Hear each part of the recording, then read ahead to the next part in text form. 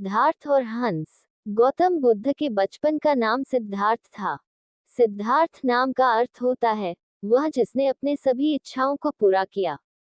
ये नाम उनके पिता राजा शुद्धोधन ने रखा था, क्योंकि जब बुद्ध का जन्म हुआ था तो सभी ज्योतिषियों और विद्वानों ने ये भविष्यवाणी की थी कि यह बालक बड़ा होकर एक महान सन्यासी बनेगा, परंतु बुद्ध के पिता राजा शुद्धोधन को ये बात अच्छी नहीं लगी। वे अपने पुत्र को एक महान राजा के रूप में देखना चाहते थे, न कि एक सन्यासी। वे नहीं चाहते थे कि उनका पुत्र फकीरों का जीवन जिए, इसलिए सिद्धार्थ के रहने की व्यवस्था विलासिता से पूर्ण की गई। उन्हें तरह तरह की सुख सुविधाओं से रखा गया। दुख की अनुभूति तक न होने दी, परंतु एक सन्यासी के लक्षण तो बचपन में ही दिख जाता है। वे बचपन से ही शांत और सरल स्वभाव के थे। दया और करुणा तो उनके मन में कूट कूट करके भरी है थी। अक्सर सिद्धार्थ एकांत में जाकर ध्यानमग्न रहा करते थे।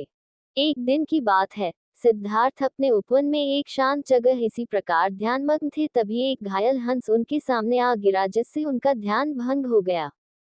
जब उन्होंने अपनी आंखें खोली तो देखा कि सामने एक सफेद हंस तीर के वार से बुरी तरह घायल पड़ा तड़प रहा है। उसे देखते ही सिद्धार्थ का मन द्रवित हो उठा और उन्होंने उसे तुरंत उठा लिया। धीरे धीरे वे हंस को सहलाने लगे और फिर पास के सरोवर में जाकर उसका घाव धोकर उसके शरीर से धीरे से तीर को निकाला। तीर निकालते ही वह दर्द से तड़प उठा। तब सिद्धार्थ उसे धीरे से सहलाते हैं और उसके घाव पर पट्टी बांध देते हैं।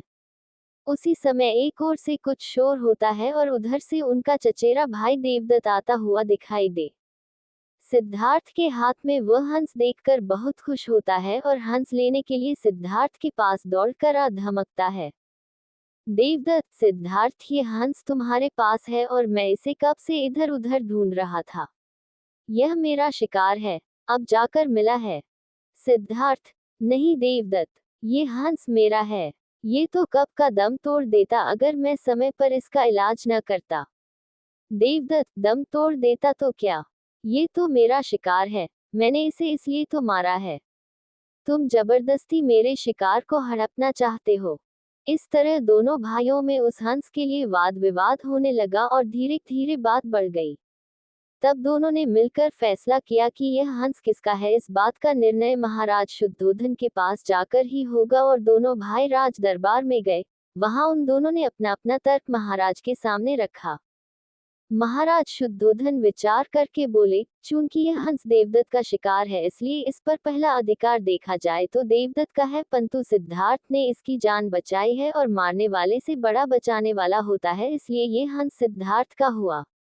महाराज शुद्धोधन का निर्णय सुनकर सिद्धार्थ की आंखों में एक चमक आ गई और वे उस हंस के शरीर पर धीरे से अपना हाथ रख सहलाने लगे।